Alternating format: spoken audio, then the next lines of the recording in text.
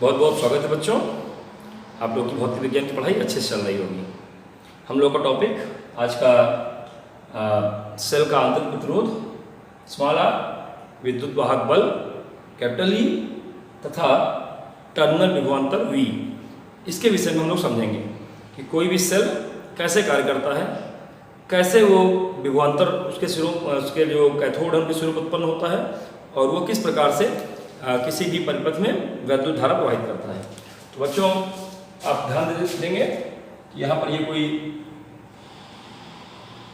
Voltameter हो गया। Voltameter वो बर्तन होता है जिसमें विद्युत अपघट्य रखने पर और उसमें जैसे ही कोई दो धातु के आपके इलेक्ट्रोड डालेंगे तो रासायनिक अभिक्रिया के कारण एक इलेक्ट्रोड पॉजिटिवली चार्ज और दूसरा इलेक्ट्रोड नेगेटिवली चार्ज हो जाता है। जो पॉजिटिवली चार्ज होता है उसको हम एनोड और जो नेगेटिवली चार्ज होता है उसको हम कैथोड कहते हैं। तो ये आपका एनोड बन जाता है,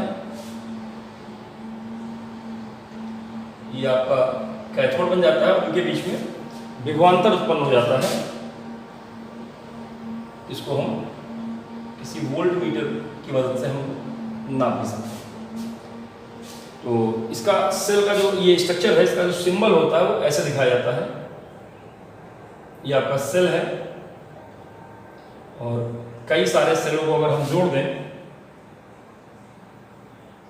तो ये जो कॉम्बिनेशन हो गया ये आपका बैटरी कहलाता है। Battery means combination of cell. बड़े टर्मिनल को पॉजिटिव, छोटे टर्मिनल को हम नेगेटिव को इस तरीके से ये समझ सकते हैं।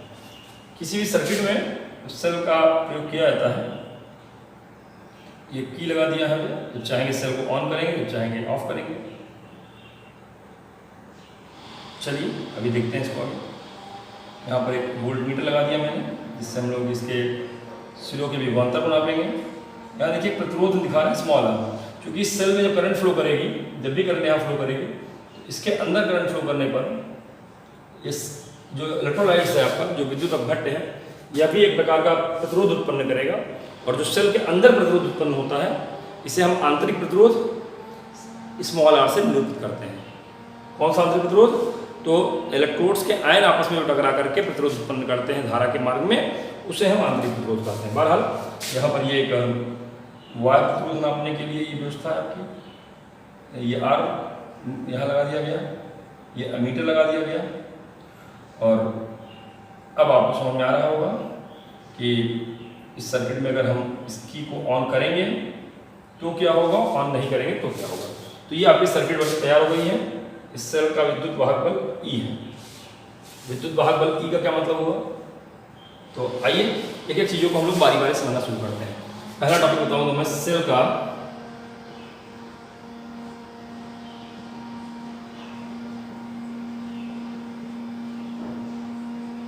आंतरिक प्रतिरोध।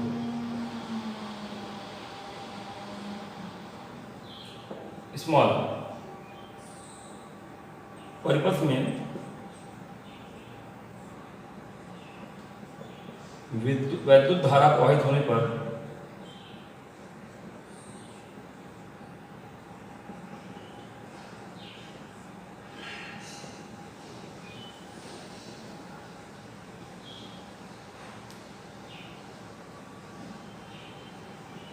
सेल के भीतर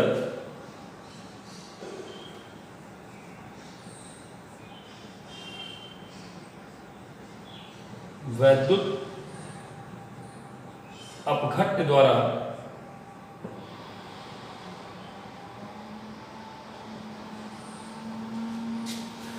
धारा के मार्ग में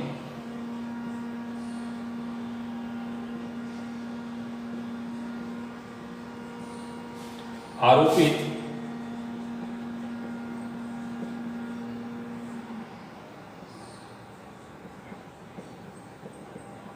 प्रतिरोध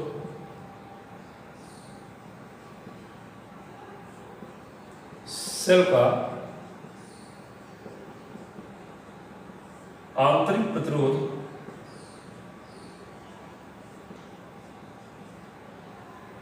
स्मॉल आर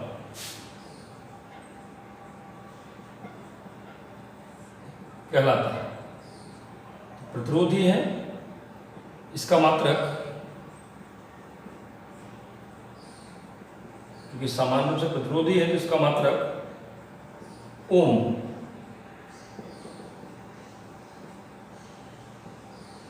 इसका मात्रक ओम है। तो आप समझ में आ गया होगा कि आंतरिक प्रतिरोध को स्मॉल आर से, और यहीं पर देखिए ये पूरा स्ट्रक्चर का सेल का समझे हम लोग, अंदर में ही दिखाया जा रहा है ये। इसका मतलब ये इसका आंतरिक प्रतिरोध है जो इलेक्ट्रोलाइट्स द्वारा ये अप्लाई किया जाता है जब इसके सेल के अंदर धारा प्रवाहित होती है। सेल देखिए बाहर प्रवाहित हो रही है, अंदर प्रवाहित हो रही है।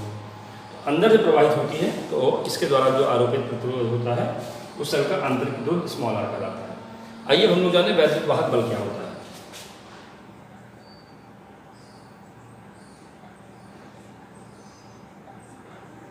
सेल का वैद्युत वाहक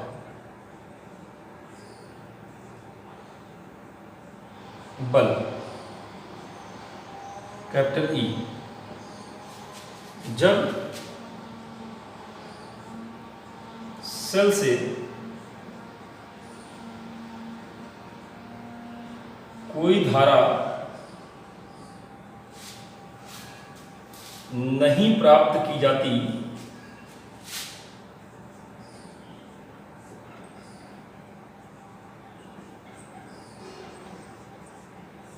तब सेल के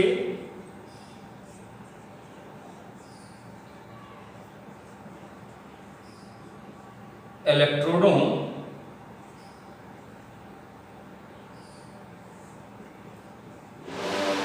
के मध्य विभवांतर को सेल का विद्युत वाहक बल ई कहते हैं। तो याद रखिएगा, यदि I बराबर 0, कोई करंट नहीं फ्लो कर रही है, तब जो सेल के सिरों का विभवांतर होता है वो आपका E विद्युत वाहक बल कहलाता है। तो ये कोई बल नहीं है, ये विभवांतर है, ध्यान रखिएगा। तो बल क्यों कह रहे हैं? क्योंकि इसी विभवांतर के कारण परिपथ के जो आवेश वाहक है उन पर बल लगता है। ये बल नहीं है बल्कि बल लगने का कारण है, यह विभवांतर है। लेकिन यहाँ बल क्यों कहा जाता है? क्योंकि बल लगने का कारण है, इसलिए इसका नाम बल जैसा रखा गया है। तो ध्यान देंगे, तो यह कोई बल नहीं है,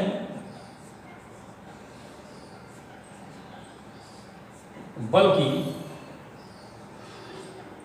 विभवांतर है।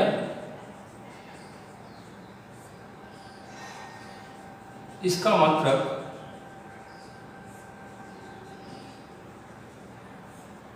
वोल्ट है ना, विभवांतर है, इसका मात्रक वोल्ट है, वोल्ट है। तो ये भी आपको बात समझ में आ गई होगी कि विद्युत वाहक बल क्या होता है। विद्युत वाहक बल की ओपन हो, कोई धारा नहीं प्रवाहित की जा रही हो, तो उस समय जो यहाँ पर विभवांतर नापेगा ये डायरेक्टली वही आपका वोल्टमीटर, जो विभवांतर नापेगा वही आपका विद्युत वाहक बल कहलाएगा। आइए अंतिम बात समझें हम लोग यहाँ पर आपकी सेल का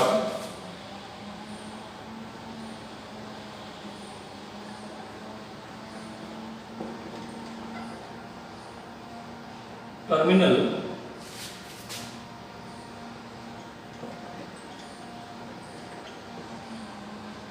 विभवांतर V, कैपिटल V। तो आइए टर्मिनल विभवांतर हम लोग सीखें। टर्मिनल विभवांतर क्या होता है? तो जब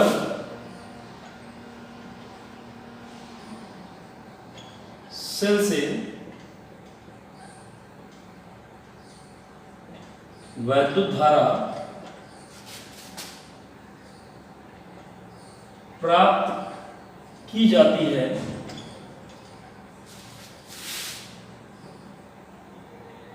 तब उसके इलेक्ट्रोडों के मध्य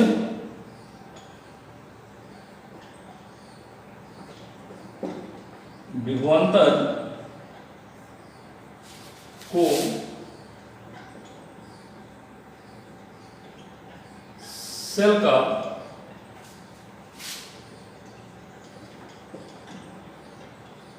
टर्मिनल विभवांतर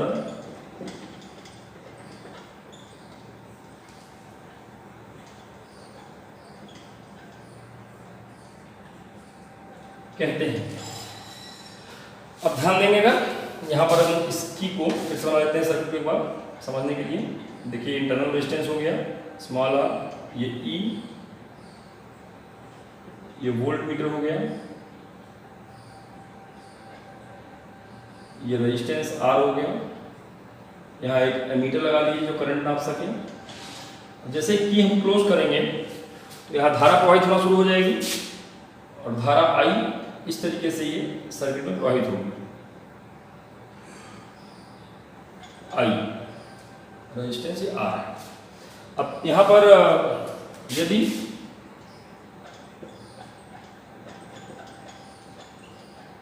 परिपथ में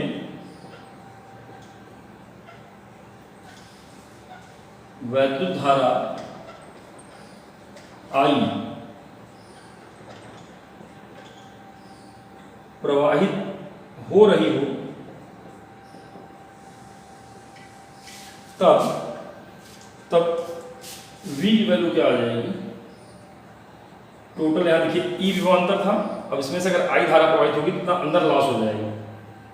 तो V is equal to E minus I R. ये आपको एक रिलेशन समझ में आना चाहिए। यही V जो है यहाँ पर टर्मिनल विभवांतर है। पुनः अगर यही V हम इधर बाहर से देखें तो करंट I फ्लो कर रही है और यहाँ रेजिस्टेंस R है, तो that's I into capital R। ये क्वेश्चन नंबर 2 हो गया। यहाँ से भी हम टर्मिनल विभवांतर के लिए अपने इक्वेशन को प्राप्त कर सकते हैं। तो यही दो मेन इक्वेशन है। समीकरण 1 व 2 से अगर हम लोग आपस में इसको सॉल्व करें तो अगर हम देखेंगे तो यहाँ आई आर रख दिया जाए V की जगह, तो ये आई आर आ गया है, ये E माइनस आई आर आ गया, इसको इधर ले जाएंगे तो आई कॉमन आ गया, R plus small r, capital R plus small r is equal to E। तो यहाँ से I के लिए जो रिलेशन आ गया वो E upon R plus R आ गया। ये भी एक रिलेशन है, इसको आप क्वेश्चन नंबर 3 मान सकते हैं। तो ये तीन के तीनों बहुत इंपॉर्टेंट रिलेशन है। इसी पर हम लोग अपना इस टॉपिक के सवाल लगाते हैं। चलिए पुनः